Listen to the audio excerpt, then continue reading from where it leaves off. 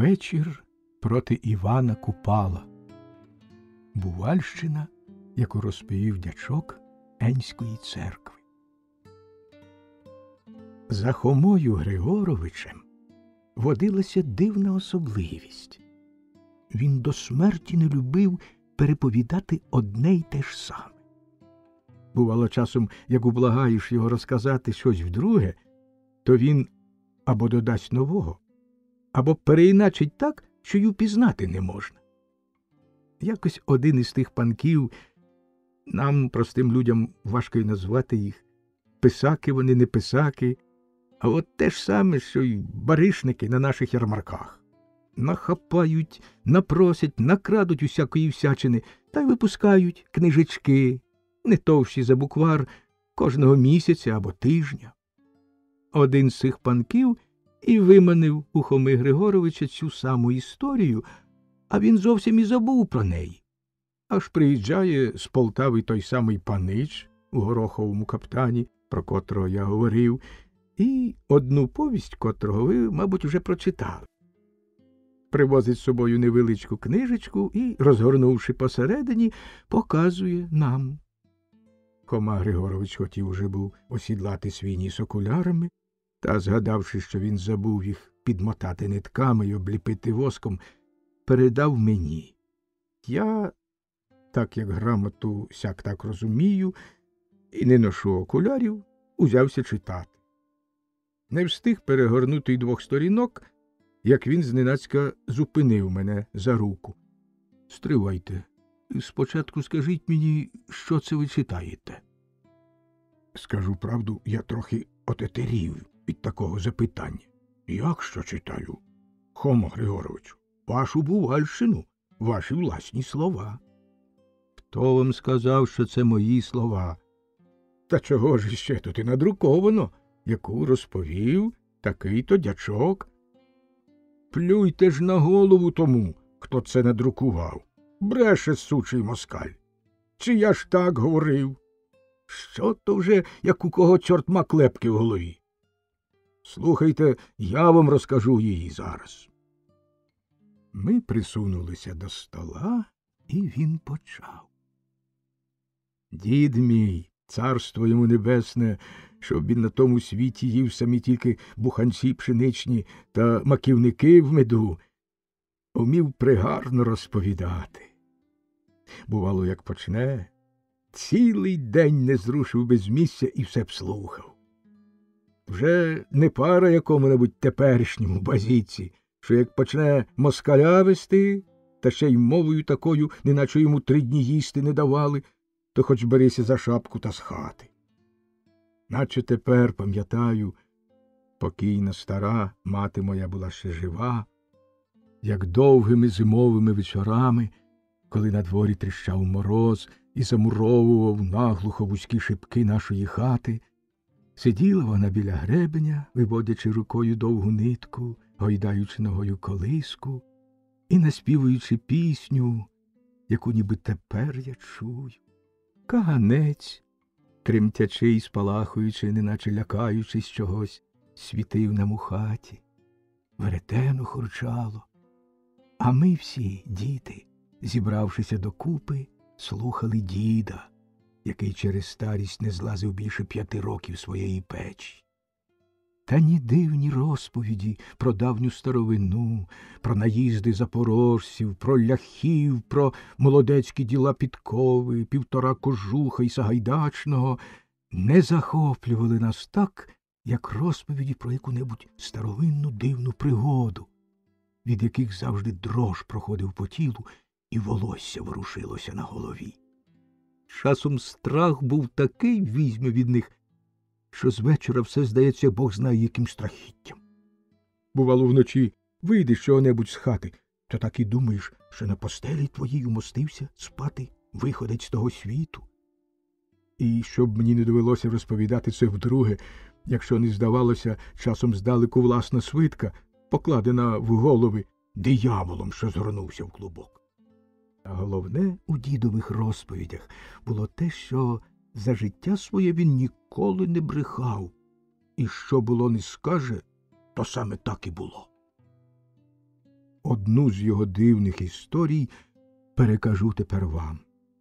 Знаю, що багато не береться таких розумників, які пописують по судах і читають навіть гражданську грамоту, котрі, якщо дати їм у руки звичайний часослов, не розібрали б ні аза в ньому. А показувати на ганьбу свої зуби є уміння. Їм усе, що не розкажеш, смішки. Отаке невірство розійшлося по світу. Та на що? От не люби мене, Боже і пречисте діво, ви, може, навіть не повірите. Раз якось згадав про відьом. Що ж, знайшовся, урви голова, відьмам не вірить. Та, слава Богу, от я скільки живу вже на світі, бачив таких іновірців, яким провозити попа в решеті було легше, ніж нашому братові понюхати табаки, а й ті відхрещувалися од відьом. Та хай їм присниться, не хочу тільки вимовити, що саме, нічого й говорити про них. Років, де там, більше ніж 100 тому, говорив покійний дід мій, нашого села й не пізнав би ніхто. Хутір, найбідніший хутір. Хаток з 10, не пообмазуваних, не вкритих, стирчало то там, серед поля. Ані тину, ані повітки добрячої, де б поставити худобу чи воза. Це ж ще багатії так жили, а подивилися б на нашу братію, на голоту. Викопана в землі яма, от вам і хата. Тільки по диму й можна було дізнатися, що там живе чоловік Божий. Ви спитаєте, чому вони жили так?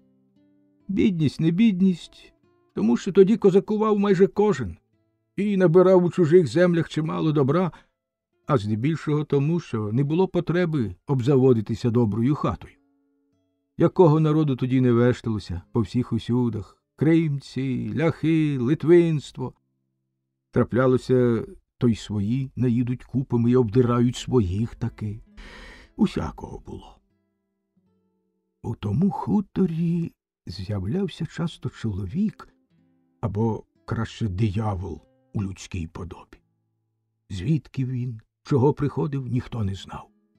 Гуляє, пиячить і враз пропаде, як у воду, і слуху немає. Там зирк знову, мов з неба впав, вештається по вулицях у селі, якого тепер і сліду немає, і яке було, може, не далі, як за 100 кроків від Диканьки. Назбирає зустрічних козаків. Рей, пісні, гроші сиплються, горілка, як вода. Причепиться було до красних дівчат, надарує стрічок, сережок, намиста. Дівати нікуди. Щоправда, красні дівчата трохи задумувалися, беручи подарунки. Бог знає, може, справді перейшли вони через нечисті руки. Рідна тітка мого діда, що тримала у той час шинок на теперішній Опішнянській дорозі, у якому часто гуляв Басаврюк. Так звали того бісівського чоловіка, якраз говорила, що ні за що на світі не погодилася б узяти від нього подарунків. Знов як і відмовитися. Кожного візьме страх, як нахмурить він було свої щетинисті брови і кине з-під лоба такий погляд, що, здається, забіг би Бог знає куди. А візьмеш, то на другу ніч і чимчикує в гості який-небудь приятель з болота з рогами на голові, і давай душити за шию, коли на шиї намисто, кусати за палець, коли на ньому перстень, чи стягти за косу, коли в неї вплетена стрічка. Бог з ними тоді, з тими подарунками. Та от лихо. І здихатися не можна, кинеш у воду, пливе чортячий перстень чи намисто поверх води і до тебе ж у руки. У селі була церква, як згадую, трохи чи не святого Пантелея. Жив тоді при ній і єрей блаженної пам'яті отець Афанасій. Помітивши, що Басаврюк навіть у Великодню неділю не буває в церкві, надумав був покарати його, накласти церковне покаяння. Де там? На силу ноги виніс. «Слухай, паноче», – гримнув він йому у відповідь, – «знай краще свої справи, ніж втручатися в чужі. Якщо не хочеш, щоб козляча горлянка твоя була заліплена гарячою кутею». що робити з окаянним. Отець Афанасій оголосив тільки, що кожного, хто буде водитися з Басаврюком, буде вважати за католика, ворога християнської церкви і всього людського роду. У тому селі був у одного козака на прізвище Корж наймит, якого люди звали Петром Безрідним. Може, тому, що ніхто не пам'ятав його батька й матері. Церковний староста казав, правда, що вони на другий же рік померли від чуми, та тітка мого діда знати цього не хотіла і з усієї сили намагалася наділити його ріднею, хоч бідному Петрові вона була так потрібна, як нам торішній сніг. Вона казала, що батько його й тепер на Запоріжжі, був у полоні в турків, натерпівся мук, бо знає яких, і якимсь чудом, переодягшися євнухом, утік. Чорнобривим дівчатам та молодицям мало було діла до рідні його. Вони говорили тільки, що коли б одягти його в новий жупан, підперезати червоним поясом, надіти на голову шапку з чорного смужку з гарним синім верхом, почепити збоку турецьку шаблю, дати в одну руку малахай, а в другу люльку в лепській оправі, то заткнув би він за пояс усіх парубків тодішніх. Та от лихо, що бідний Петрусь тільки й мав що сіру свитку, у якій було більше дірок, ніж у якого жида в кишені злотих. Та й це б ще невелике лихо, а от лихо у старого Коржа була дочка красуня. Та така, що, я гадаю, навряд чи доводилося вам бачити. Тітка покійного діда розповідала, а жінці, самі знаєте, легше поцілуватися з чортом, не в гнів кажучи, ніж назвати когось красунею, що повненькі щоки в козачки були свіжі й яскраві, як мак найніжнішої рожевої барви, коли, вмившися Божою росою, палає він, розправляє листочки і чепуриться перед сонечком вранці. Що брови, мов чорні шнурочки, що їх купують тепер для хрестиків та дукачів дівчата наші у москалів, які ходять по селах з коробками. Рівно посхилявшися, немов дивилися у ясні очі. Що ротик, на який, дивлячись, облизувалася тодішня молодь, мов би на те й створений був, щоб виводити солов'їні пісні. Що волосся її чорне, як крило ворона, і м'яке, як молодий льон. Тоді ще дівчата наші не заплітали його в дрібушки, перевиваючи красивими яскравими скиндячками. Падало дрібними кучерями, нашитий золотом кунтуш. Ех, не доведи, Господи, проголошувати мені більше на крилесі Алілуя, якби тут таки не поцілував її. Незважаючи на те, що сивина пробирається по всьому старому лісі, котрий вкриває мою маківку, і під боком моя стара, як більма в оці. Ну, та коли де парубок і дівка живуть близько одне від одного, самі знаєте, що буває. Було ні світ, ні зоря, підкови червоних чобіток і помітні на тому місці, де розмовляла Пидорка з своїм Петрусем. Але Коржевій на думку не спало б щось недобре, коли б, ну це вже й видно, що не хто інший, як лукавий, підбив. Не надумав Петрусь, не роздивившися гарненько в сінях, вліпити поцілунок, як кажуть, від щирого серця у рожеві губки козачки, і той такий самий лукавий, щоб йому собачому синові приснився хрест святий, напоумив з дуру старого хріна відчинити двері з хати. Остовпів Корж, роззявивши рота і ухопившися рукою за двері. Клятий поцілунок ніби приголомшив його зовсім.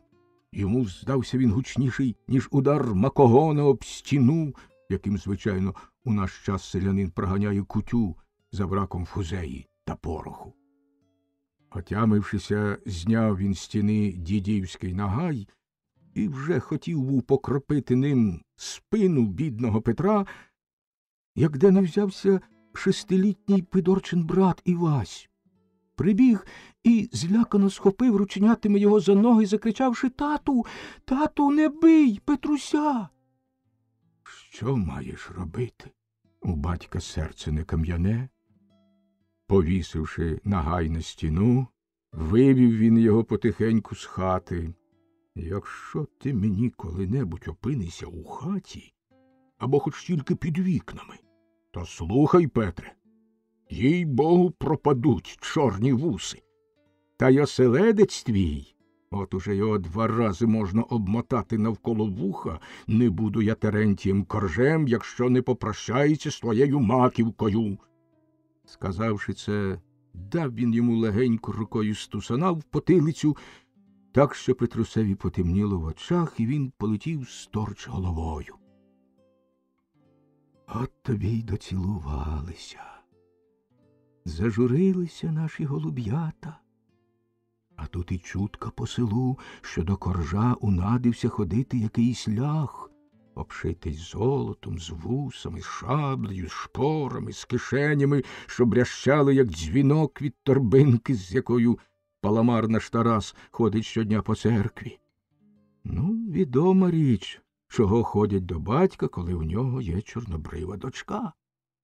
От одного разу Пидорка схопила, заливаючися слізьми, на руки Івася свого. «Івасю, мій милий, Івасю, мій любий, біжи до Петруся, моє золоте дитя, як стріла з лука. Розкажи йому все.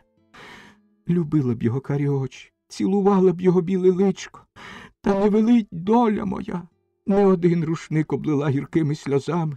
Тоскно мені, тяжко на серці, і рідний батько ворог мені. Силує йти за нелюбого ляха. Скажи йому, що й весілля готують, тільки не буде музик на нашому весіллі. Будуть дяки співати замість кобз та сопілок. Не піду я танцювати з нареченим своїм. Понесуть мене. Темна, темна моя буде хата з кленового дерева, і замість димаря хрест стоятиме на дашку. Мов скам'янівши, не зрушивши з місця, слухав Петро, коли невинне дитя лепетало йому Пидорчині слова. А я думав, нещасний, іти в Крим та Туреччину, навоювати золота і з добром приїхати до тебе, моя красуне. Та не бути тому. Лихе око подивилося на нас. Буде ж, моя люба рибонько, буде і в мене весілля. Тільки й дяків не буде на тому весіллі. Ворон чорний закряче замість попа. Надо мною чисте поле буде моя хата. Сиза хмара моя стріха, орел виклює мої карі очі, перемиють дощі козацькі кісточки, і вихор висушить їх. Та що я? На кого? Кому скаржитися? Так уже, мабуть, Бог велів пропадати, то пропадати. Та й побрів прямісінько в шинок. Тітка покійного діда трохи здивувалася, побачивши Петруся в шинку, та ще в таку пору, коли добрі люди йдуть до гутрині, і витріщила на нього очі, мов спросоння, коли сказав він дати кухоль сивухи, мало не спів відра. Тільки даремно думав бідний залити своє горе.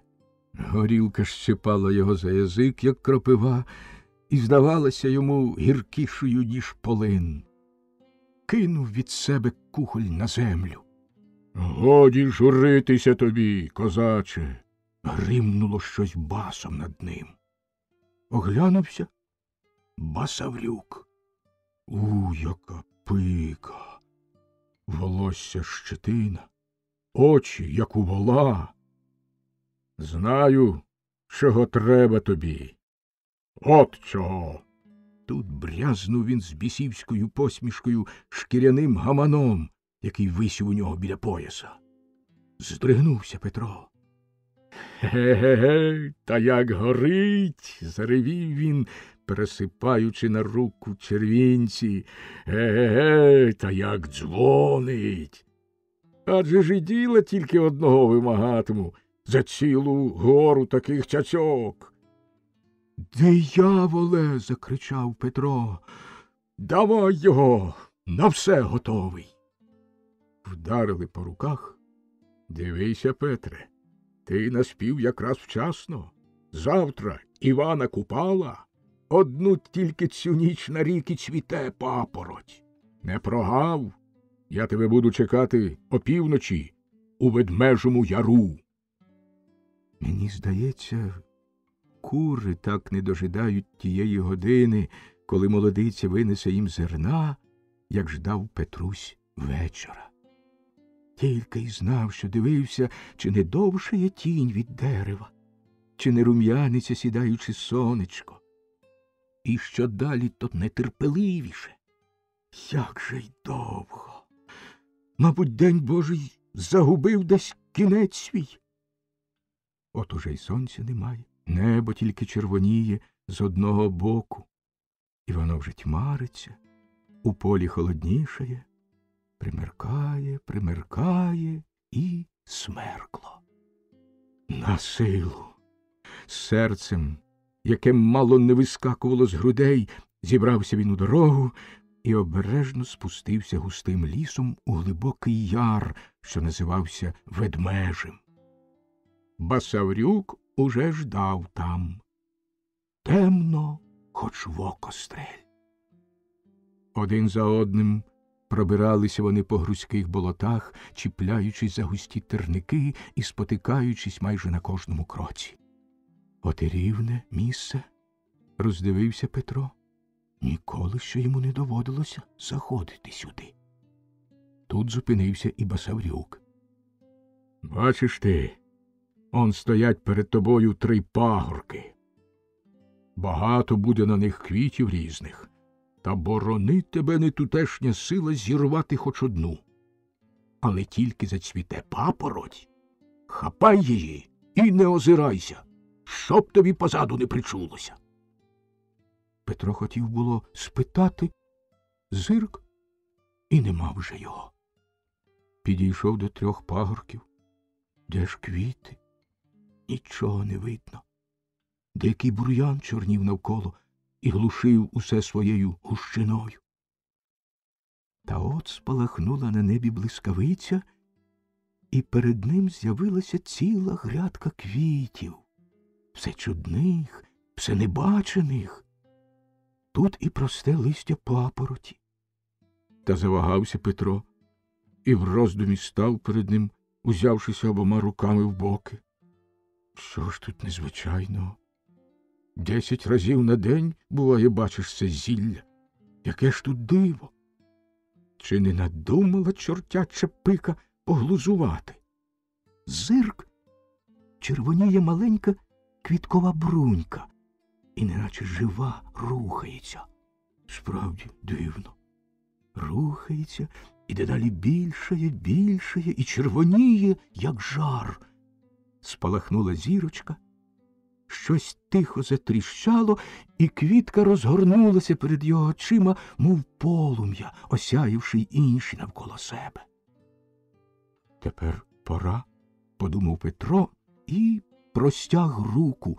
Дивиться, тягнуться з-за нього сотні волохатих рук теж до квітки, і позад нього щось перебігає з місця на місце. Зажмуривши очі, смикнув він за стеблинку, і квітка зосталася у нього в руках. Усе стихло. На пні з'явився Басаврюк, що сидів увесь синій, як мрець. Хоч би поворухнув одним пальцем. Очі нерухомо втуплені в щось, видне тільки йому самому, рот наполовину роззявлений і ані слова. Навколо нешелесне. Ух, страшно. Та от почувся свист, від якого похололо в Петра всередині, і здалося йому, неначе трава зашуміла, квіти почали між собою розмовляти, голосом тоненьким, мов срібні дзвіночки. Дерева загриміли сипучою лайкою. Обличчя Басаврюкове раптом ожило, очі блиснули. На силу повернулася. Яга. Буркнув він крізь зуби. Дивися, Петре, стане перед тобою зараз красуня. Роби все, що скаже, а то пропадеш навіки. Тут розвів він сучкуватою палицею кущ терняку, і перед ними з'явилася хатка, як кажуть, на курячих лапках. Басаврюк ударив кулаком, і стіна захиталася. Великий чорний собака вибіг назустріч і, виючи, обернувшися на кішку, кинувся у вічі їм. Не лютуй, стара чортихо, промовив Басаврюк, додавши таке слівце, що добрий чоловік і вуха б заткнув.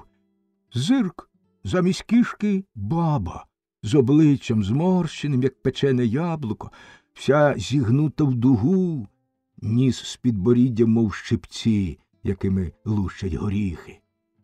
Славна красуня, подумав Петро, і мурашки побігли по спині у нього.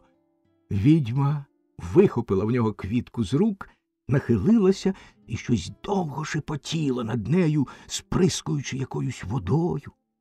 Іскри посипалися у неї з рота, піна з'явилася на губах. «Кидай!» – сказала вона, віддаючи квітку йому. Петро підкинув, і що за чудо! Квітка не впала прямо, але довго здавалася вогняною кулькою посеред темряви, і неначе човен плавала у повітрі, нарешті потихеньку почала спускатися нижче і впала так далеко, що ледве помітна була зірочка, не більше за макове зернятко. «Тут!» – глухо захрипіла баба, а Басаврюк, подаючи йому заступ, промовив: «Копай тут, Петре. Тут побачиш ти стільки золота, скільки ані тобі, ані коржевій не снилося». Петро поплював на руки, схопив заступ, натиснув ногою і вивернув землю. Вдруге, втретє, ще раз щось тверде. Заступ дзвенить і не йде далі. Тут очі його почали розрізняти невелику, ковану залізом скриню. Уже хотів він був дістати її рукою, та скриня почала опускатися в землю, і дедалі глибше, а позад нього чувся регіт, більше схожий на зміїне сичання. «Ні, не бачити тобі золота, поки не дістанеш крові людської», – сказала відьма і підвела до нього дитя років 6, накрите білим простиралом, показуючи знаком, щоб він одрубав йому голову. Остовпів Петро. Хіба жарти відрізати ні за що, ні про що людині голову, та ще й безневинній дитині? З пересердя зірвав він простирало, що накривало їй голову, і що ж? Перед ним стояв Івась. І рученята склало бідолашне дитя навхрест, і голівку похилило. Мов скажений, підскочив до відьми Петро і вже підняв був руку. «А що ти обіцяв за дівчину?» – гримнув Басаврюк і ніби кулю всадив йому в спину. Відьма тупнула ногою. Синє полум'я вихопилося з землі, середина її вся освітилася і стала неначе з кришталю вилита. І все, що було під землею, стало видно, як на долоні. Червінці, самоцвіти, в скринях, у казанах купами були навалені під тим самим місцем, де вони стояли. Очі йому запалали, розум помутився. Як божевільний, ухопився він за ніж, і безневинна кров бризнула йому межи очі. Диявольський регіт загримів з усіх боків, потворні страховища з граями стрибали перед ним. Відьма, вчепившися руками в обезглавлений труп, як вовк пила з нього кров. Голова його пішла обертом. Зібравши всі сили, кинувся він тікати. Все освітилося перед ним червоним світлом. Дерева усі в крові, здавалося, горіли й стогнали. Небо, розжарившись, тремтіло. Вогняні плями, як блискавки, кружляли у нього перед очима. Вибившися з сили, вбіг він у свою халупку і, як сніп, повалився на землю. Мертвий сон охопив його. 2 дні й 2 ночі спав Петро без просипу. Прокинувшись на 3-й день, довго оглядав він кутки своєї хати та даремно намагався що-небудь згадати. Пам'ять його була, як кишеня старого скнари, у якого копійки не видуриш. Потягнувшися трохи, почув він, що біля ніг брязнуло. Дивиться, 2 мішки з золотом. Тут тільки, неначе крізь сон, згадав він, що шукав якийсь скарб, що було йому самому страшно у лісі. Та якою ціною, як здобув він його, цього ніяк не міг зрозуміти. Побачив корж, мішки і розніжився. Сякий такий Петрусь немазаний, та хіба ж я не любив його? Та чи не був він у мене, як син рідний? І почав плести старий шкарабан небувальщину, так що того до сліз розібрало. Дивно тільки здавалося Пидорці, коли стала розповідати, як цигани, проходячи мимо, украли Івася. Він не міг навіть згадати обличчя його, так обморочило кляте чортовиння. Гаятися було нічого. Полякові дали підніс дулю та й заварили весілля. Напекли шишок, понашивали рушників та хусток, викотали бочку горілки, посадили за стіл молодих, розрізали коровай, заграли на бандурах, цимбалах, сопілках, кобзах, і почалося. У старовину весілля були куди нашим. Тітка мого діда було розкаже, гай-гай, як дівчата у пишному головному уборі, з жовтих, синіх та рожевих стрічок, поверх яких нав'язувався золотий галун, у тонких сорочках, вишитих по всьому шву червоним шовком і винизаних дрібними срібними квіточками, у соп'янових чоботях на високих залізних підковах, плавно, наче пави, і шумно, як вихор, скакали в горлиці, як молодиці з корабликом на голові, верх якого зроблений був увесь з суто золотої парчі, з невеликим вирізом на потилиці, з якого визирав золотий очіпок, з 2 висунутими один вперед, другий назад ріжками, з найдрібнішого чорного смужку, у синіх з кращого полутабенку, з червоними клапанами кунтушах, гордовито взявшись в боки, виступали поодинці і розмірено вибивали гопака. Як парубки у високих козацьких шапках, у тонких сукняних свитках, попідперізувані шитими сріблом поясами, з люльками в зубах загравали з ними та точили баляси. Сам корж, дивлячися на молодих, не втерпів, щоб не згадати давнини. З бандурою в руках, потягуючи люльку і водночас приспівуючи, з чаркою на голові, пішов дідуган під гучний крик гуляк навприсядки. Чого не вигадають, випивши? Почнуть було надягати машкари, Боже ти мій, на людину не схожі.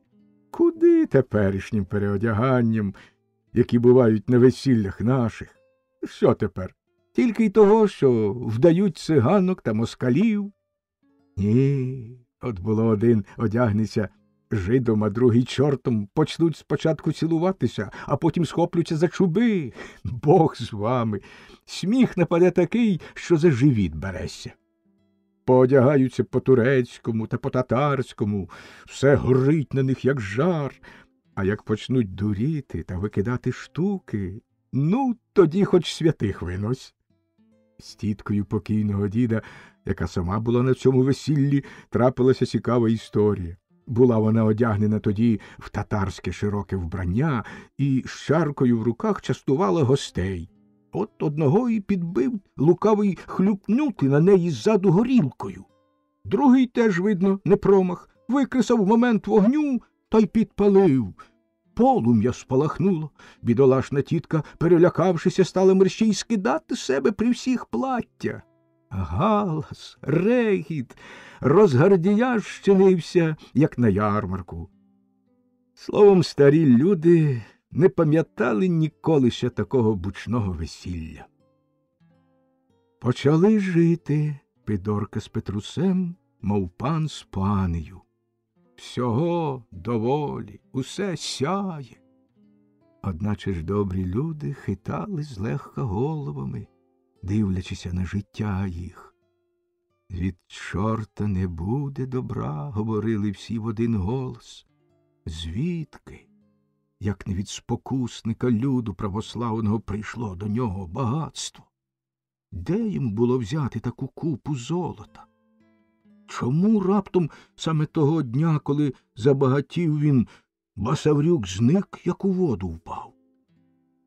От і скажіть, що люди вигадують. Адже справді не минуло й місяця, Петруся ніхто пізнати не міг. Чому? Що з ним сталося, Бог знає.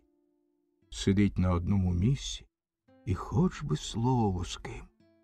Усе думає і неначе хоче щось пригадати.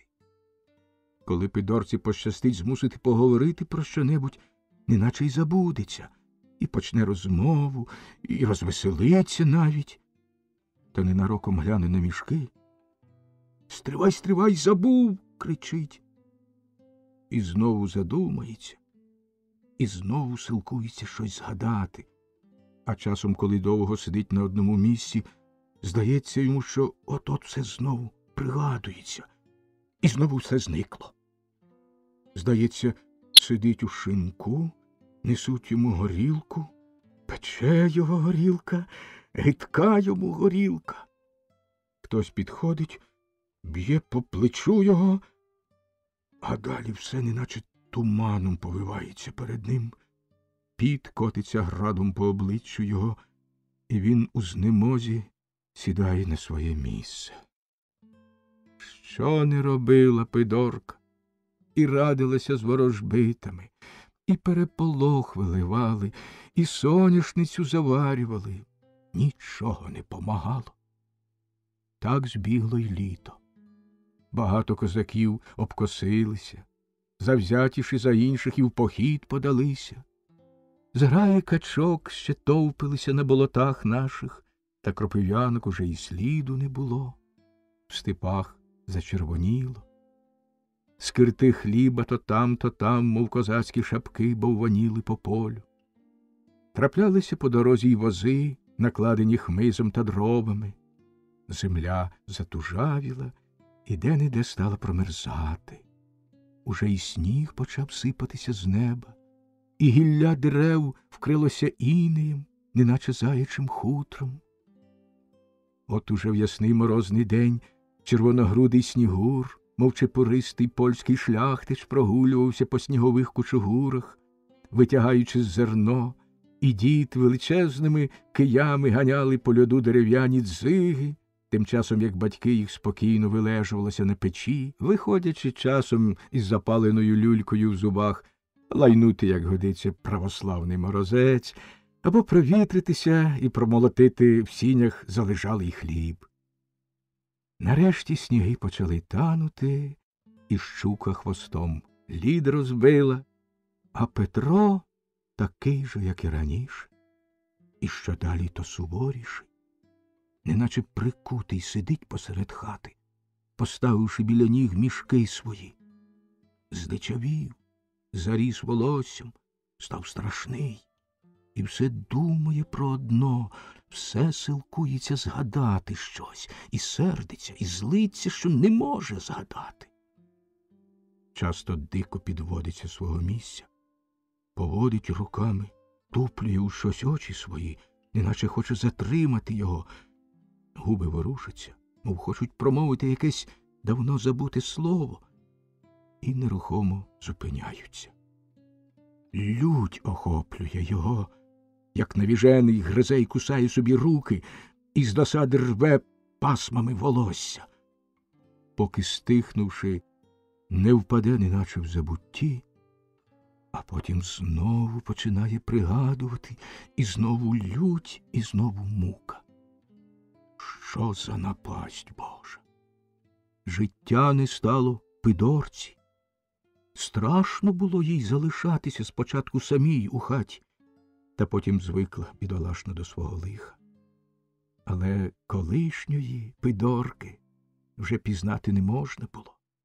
Ані рум'янцю, ані посмішки. Знесилилася, зачахла, виплакала ясні очі.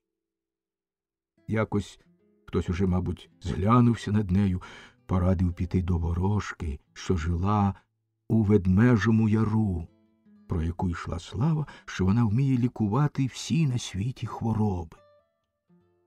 Вирішила спробувати востаннє. Слово по слову умовила бабу йти з собою. Це було надвечір саме проти Купала. Петро непритомний лежав на лаві і не помічав зовсім нової гості. Аж от поволі почав підводитися і придивлятися. Враз увесь затремтів, як на дибі, волосся піднялося, і він зайшовся таким реготом, що страх врізався в серце Пидорці. «Згадав! Згадав!» – закричав він у страшній веселості і, замахнувшись сокирою, кинув нею з усієї сили в бабу. Сокира на 2 вершки вгрузла в дубові двері. Баба зникла, і дитя років 7 у білій сорочці з накритою головою стало посеред хати. Простирало злетіло. «Івасю!» – закричала Пидорка і кинулася до нього. Та привид увесь з ніг до голови вкрився кров'ю і освітив усю хату червоним світлом.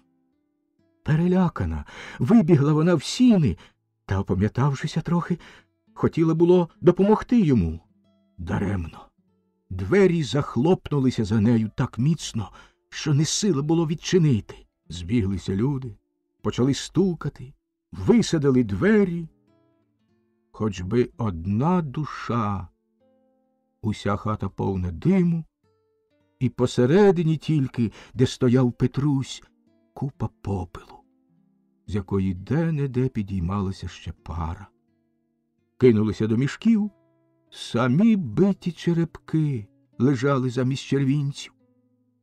Витріщивши очі, пороззявлявши роти, не насмілюючись поворухнути вусом, стояли козаки, неначе вкопані в землю.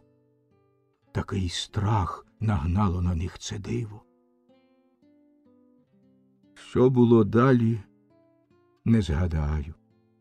Пидорка дала обітницю йти на прощу, зібрала майно, що залишилося після батька, і через кілька днів її справді вже не було в селі.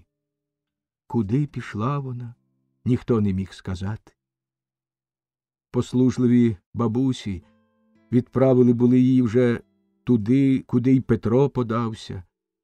Та якось козак, приїхавши з Києва, розповів, що бачив у лаврі черницю, всю висохлу, як скелет, яка безперестану молилася, і в якій земляки за всіма прикметами впізнали Пидорку.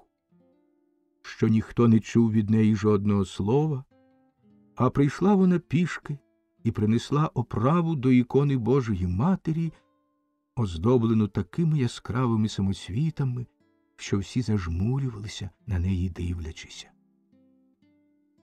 Дозвольте, цим ще не все кінчилося. Того самого дня, коли лукавий забрав до себе Петруся, з'явився знову Басаврюк, тільки всі навтіки від нього.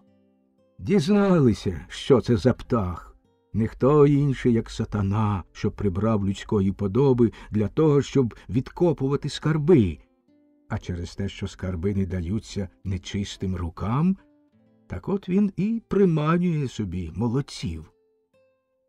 Того ж року всі покидали землянки свої і перебралися в село. Але й там, одначе, не було спокою від проклятого Басаврюка. Тітка покійного діда говорила, що якраз сердився він найбільше на неї за те, що кинула колишній шинок на Опішнянській дорозі і всіма силами намагався відомстити їй. Якось сільські старшини зібралися в шинок і, як кажуть, розмовляли за чинами біля стола, посеред якого поставлений був, гріх сказати, щоб малий, смажений баран. Гомоніли про се і про те, було й про диковинки різні, і про чуда. От і приверзлося, щоб нічого, коли б одному, а то таки всім, що баран підвів голову, блудячі очі його ожили і засвітилися, і вмить з'явившися чорні щетиністі вуса, значуще заморгали на присутніх. Усі одразу пізнали на баранячій голові Басаврюкову пику. Тітка діда мого навіть думала вже, що от-от попросить горілки. Шановні старшини за шапки та мерщій додому.